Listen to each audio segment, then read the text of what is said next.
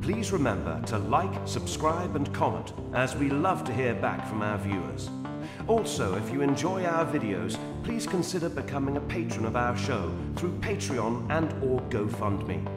Links are listed below the video in the description.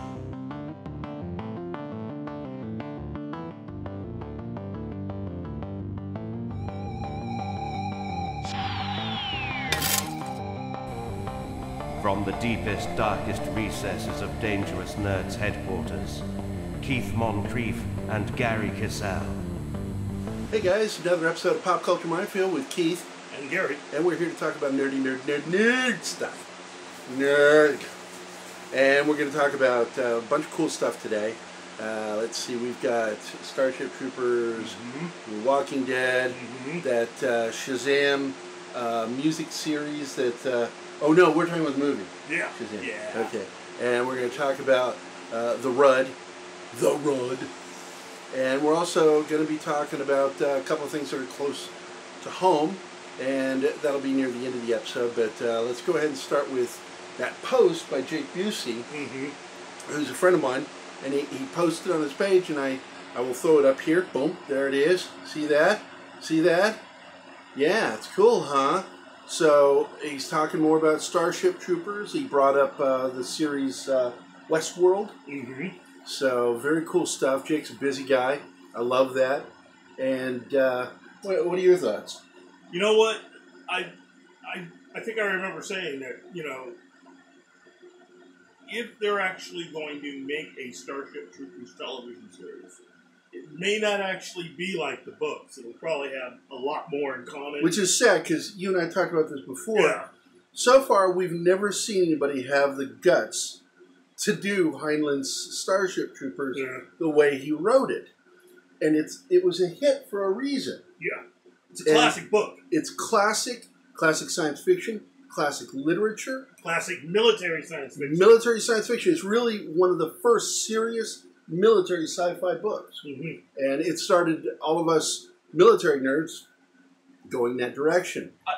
I think that the success of the movie is really what's behind any interest in turning this into a series. Right. And with Ed Neumeyer coming back to produce, possibly even showrun, I think it's going to have a lot more in common with the movie than just... Which is, don't get me wrong, I enjoyed the film, but it's... I mean, I worked for Dale Dye. Dale Dye was military advisor on that film. So they paid attention to military stuff. Yeah. But my problem with it was that it didn't take the book seriously.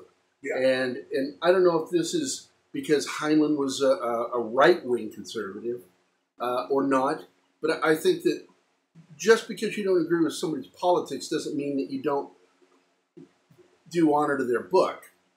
You know, and I love Ayn Rand's writing. I don't agree with her on 80% of what she said. Well, 70%. Then 10% I kind of like, and then 20% absolutely don't agree with her. Because she's way too libertarian for me. And way too free commerce. Yeah. Because I do believe in an open market, but I do believe that companies, if not watched, will do bad things. Yeah. They'll abuse their employees, etc., etc. It's just going to happen. And you got to stop it from happening. And that's where regulations come in. And break up monopolies. But anyway, Starship Troopers dealt with some heavy issues. And basically, a lot of, people didn't like it. And instead of making a science fiction film just based right off the book, they tend to want to make it into a parody. And it's kind of disappointing because it's a damn good science fiction story. It's a great science fiction film. It deals with heavy issues. Whether you agree with them or not, it's a possibility of a reality that could happen. And if it did, this is what would happen. And nobody wants to address that. And if Niemeyer isn't going to, it's just going to suck if they're going to go with the parody. So, because even though I really did enjoy some of the segue cutaways of the military ads in the movie, I was kind of saddened by the fact that they didn't take the text serious. Yeah, I agree. But it's one of the realities,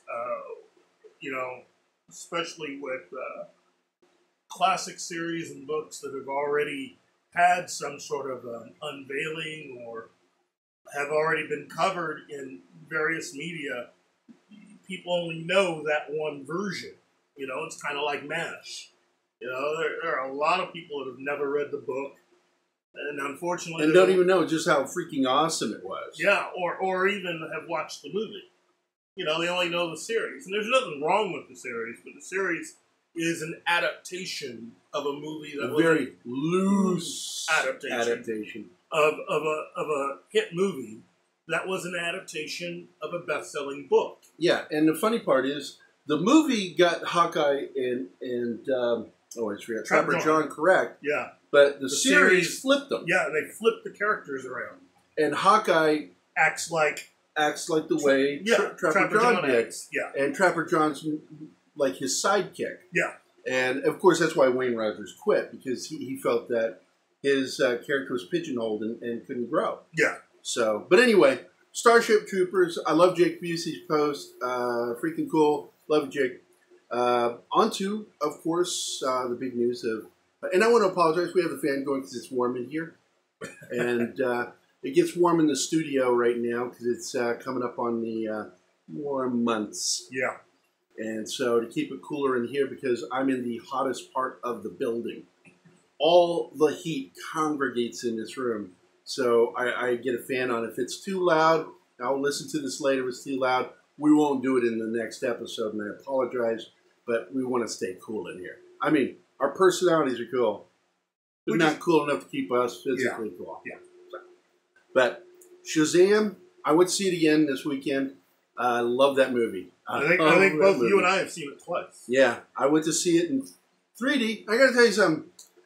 It was a waste of time. I should have seen it in IMAX. Because I thought about it when I watched it going, this really isn't a 3D movie. Mm-hmm. It's just, there's really no eye-popping visuals in this film. It's just a really good character story. Yeah. And it's like, it's like, it would be like watching War and Peace in 3D. It's just like, it wasn't even necessary at all in 3D. It was kind of neat the way the cannonball came at me for a second, but after that I was... Or like watching Breaking Bad in 3D. Oh, yeah. Wow, that meth. I really felt like I was on there. And I made a joke on my Facebook page. I said, I just saw Shazam in 3D, and I really felt like I was in middle school all over again. I really felt like I was there. What a nightmare. It's a good movie. Oh, my God. I laughed at so many things, and I did a post today about some of the Easter eggs that I caught in there, with the obvious one of Fawcett Central, because Fawcett was the original publisher of Shazam. And was the original name of the town. Yeah, that's right. That was set in Fawcett City. That's right. And, of course, all these little tiny ones I caught. And I love the fact... Oh, God, we can't even talk about the characters. Yeah, we can't, because the movie's still too new, and we don't want to spoil anything. For if I even say one character, it gives away too much. Yeah.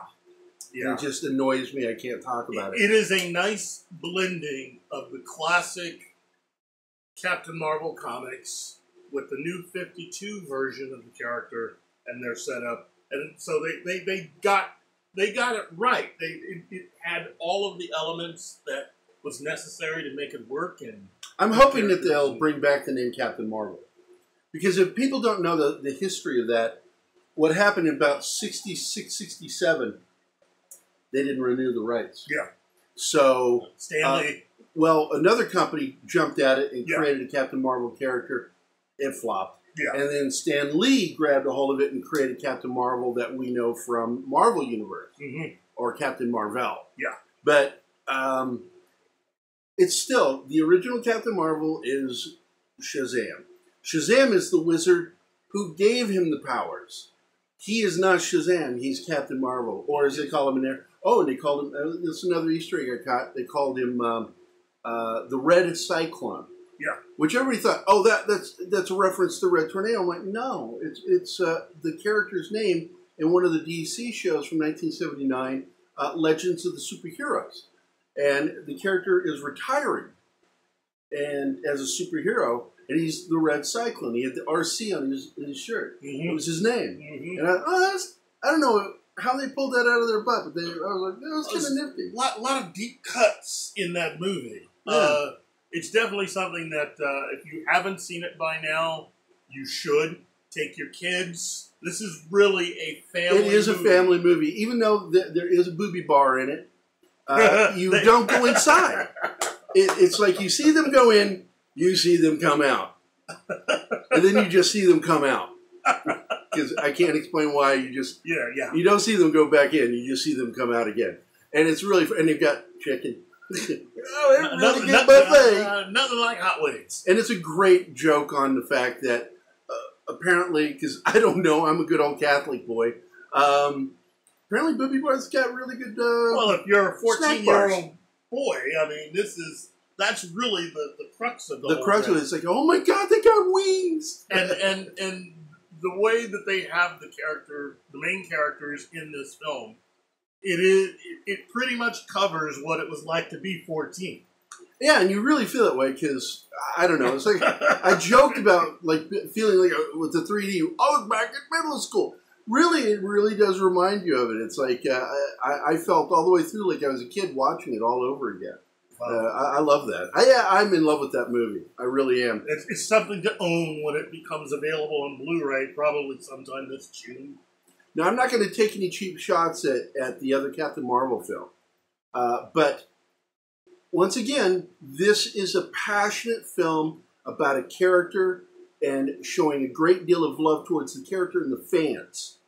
And when you do that, and Kevin Feige's been doing that up to Captain Marvel, and then with Captain Marvel, he just sort of like threw a half, like this to some of the fans, and of course they reacted to it badly. I saw the film, I thought it was good. It's not great. The best part of that film with that Captain Marvel was, once again, Sam Jackson and her interactions. Yeah. That was the best part of that movie. Good really good stuff. God, I really love those two. But Shazam so people can diss her all they want to. The fact is she did pull the character off, and I thought she did a fine job. Shazam has just great chemistry between all the actors. All the characters. Yeah. And the amazing part was the chemistry between the kid Billy Batson and his foster brother, and the chemistry between Zach Levi and that same kid. Yeah. It was really good chemistry. Freddie Freeman. Freddie Freeman. Freddie Freeman, one of my favorite characters. One of Elvis's too. I love this movie. So, but anyway, The Rock posted on Instagram today, and he thank you video. Yeah, a thank you video to all the fans making Shazam successful, and of course making the announcement that that Black Adam will be out next year, which is great because we do get a little bit of an Easter egg of him in there. Yeah, we see his creation. We don't see The Rock. We see those little firefly lights animating the story of what happened. Yeah, we get a real quick story of what Black Adam's story actually is. And how he killed like a majority of humans on the planet. Yeah. So that's all I want to say about that. Just go see the movie if you haven't seen it. The Rock, for those people that actually went out and saw it, The Rock thanks you. And he's a producer on this film. Yes, he thanks us because we helped. Yes.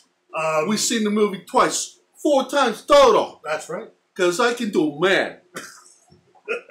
So, other big news was that, to everyone's shock and disbelief, Paul Rudd turned 50. I don't know. I don't get that. You know, he looks so damn young. He looks the way he did like 10 years ago. I know. It's just ridiculous. He's still the same. And, but he's great. He's going to be a major character in the end game. And so we're getting to see this ramp up because it's coming. It's coming. Well, I mean, he's almost done He's almost done with 3 movies. He's almost out of his Ant-Man contract at this point. Yeah, he's got one more Ant-Man movie to do. And I'm looking forward to that before they either have to renew or he's got to go. Yeah. Reboot. So with that, I guess, do we talk about Preacher yet? Not yet. Oh, we got to talk about Preacher because this is huge news. We love Preacher. Preacher's a really... Look, for those of you not in the know, there are a lot more DC television series with their characters than just the stuff you see on the CW. Okay? I keep telling remember, everybody... CW stands for crappy writing. AKA the Berlanti Network. But the thing you have to understand is that the CW doesn't have all of the DC television series. There's a lot more out there than you think. One of them, and I think it was really one of the better ones, was Preacher, based on the Garth Ennis comic. And that was with DC's Vertigo imprint. Yeah, it was very, very, very good adaptation. Great cast, great settings, and if you have not watched it, check it out. Now, I think it's on Netflix that they have. What? Which one? Preacher? Preacher. No, it's on AMC. AMC? Yeah. No. I mean... On to repeats. watch, yeah. I think it's on Netflix. Yeah. So check it out, because the show is coming to an end. Seth Rogen, who is one of the producers, one of the developers of the show, and one of its producers, announced on Instagram that... Today. Upcoming season 4 will be its last season, which is unfortunate. It's dead. And the thing that sucks about this, and this is just my personal opinion, it's dead because he made a new deal with Lionsgate and he's going to be leaving Sony TV, which is in partnership with AMC to make the show. Mm-hmm. Well, he's got a partner. Yeah. And I'm like, why can't you? Because I know you're one of the showrunners, but if you trust your partner, you can step away and let him continue the show because there's so much more to do with that character. Yeah. The comics didn't end this season. Yeah. So it's kind of sad. We're going to see the end of one of the best shows on AMC. One of the best comic book shows on TV. Well, it's better than The Walking Dead, which we'll be talking about The Walking Dead next episode. It ranks, in my personal opinion, as some of the best DC, really some of the best comic book related stuff. And if all you know is the Berlanti Arrowverse stuff, you are missing out. You are shortchanging yourself in not watching Preacher or Krypton, or not, chances are you probably haven't seen the NBC series Constantine, before Constantine was invited. And we're still waiting for big news on that because now with the DC universe really ramping up. Yeah. Oh my God, I can hardly wait to hear what's going to happen with the reboot with him in the role of Constantine. Well, and my only fear is that they're going to be using Berlanti to help do that. As long as he is just writing, I'm tolerating what he's doing with Titans and especially with Doom Patrol. Yeah. Because he writes on both of them. He's not the showrunner. He's a producer, but he's a writer. And he's under someone else's management. Yeah. When he's being managed, it's almost like Stephen Moffat. When Stephen Moffat was being managed and just writing, he was really good on Doctor Who, and Berlanti can do a decent job. Yeah. Jeff Johns is, I think, a better writer, clearly. Mm-hmm. But, Berlanti, I've watched 2 episodes of his. I thought they were really good episodes. But he wasn't the showrunner, and it went well. And that's where I'm going to leave it with that. We'll go on to the next episode tomorrow. Right now, I want to put it out there again. It's Tuesday. This is the last day, or last 3 days, for Graham Nolan's Kickstarter campaign on, what's that book called? Return to Monster Island. Which is the sequel to... I'm poking fun at Graham. Which is the sequel to... what was the name of it? Monster Island. And the next one's going to be called Return of the Son of Monster Island. Yeah, okay. I love you, Graham, man. You're a boss. You are a boss. And of course, Chuck Dixon's Airboy just started its campaign on Indiegogo. He got to see. I'm not going to show it to you guys yet, but I'm doing a pinup for it, and it's. What did you think? Loved it. Yeah, it's going to be a cool pinup. I really want to focus on the planes. It's because a lot of, like, my buddy Richard Bonk did a really kick-ass drawing. Have you seen his? No. Oh, yeah, it's Airboy. He's firing up into the air and bullets are zipping by him. Oh. And I'm like, I like that. He's a good character guy, but I wanted to focus, because I like drawing vehicles and doing vehicles. And so I'm putting in his plane, my version of his plane, and he's going up against a MiG-22. Or, sorry, MiG-23. MiG-23, and I'm not going to tell you any more past that. You'll have to wait and see the drawing. And it will be available. Finished artwork will be available on the Indiegogo campaign. And thanks, Drew Ford. And guys, the links are down below. Check them out for Graham Nolan's Return to Monster Island. And for Chuck Dixon's Air Boy. Stick around after the credits and watch his video that he made just for this. Yep. And because he's one of my buddies. I love the guy. And after that, I guess we're done talking about nerd stuff. You know what I mean? I love it. Hey, Pasquale. I love it. Hey. A bibbidi bobbidi.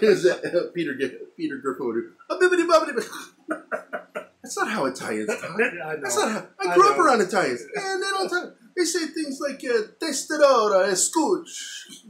That's what the nun said before she whacked me. Right in the head. This has been Pop Culture Minefield. With Keith. And Gary. And we'll see you next episode. Double pistols. Walking out. Y'all come back down here.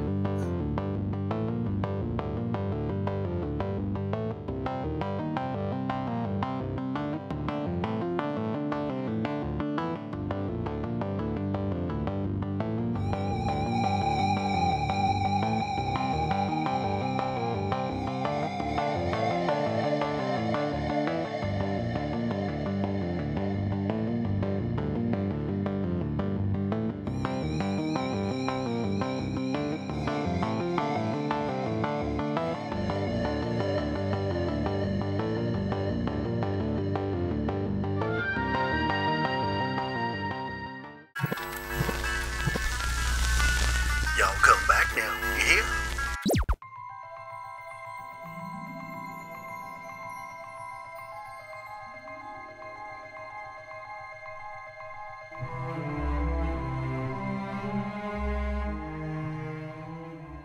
This is Chuck Dixon speaking to you from the control tower. It was a real kick to return to a series that I wrote 30 years ago, but even more fun is returning to an interrupted storyline that I was writing 30 years ago. Longtime Airboy fans can finally find out what happened next. Join us, support us, and keep them flying.